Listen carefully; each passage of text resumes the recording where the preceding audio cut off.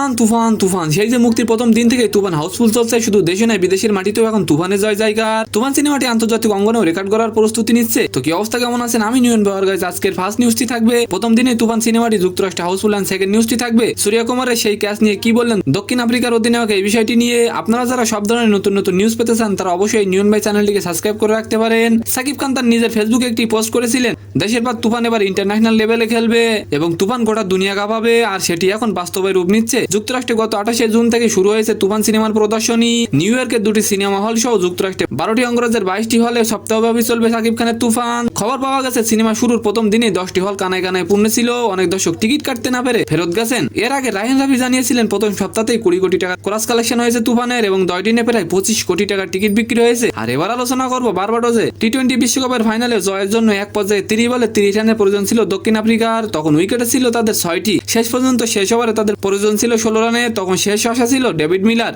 শেষ ওভারে প্রথম বলে ব্যাট চালিয়ে দেন মিলার, লং অফ দিয়ে প্রায় ছক্কা হয়ে যাচ্ছিল, কিন্তু ছুটে এসে ক্যাচ ধরেন সূর্য কুমার। আর এই বিষয়টি নিয়ে মার্কারাম বলেন, আমি এটা এখনো দেখিনি, দেখতে পারিনি। হ্যাঁ, রিপ্লে একটু দ্রুতই হয়েছে।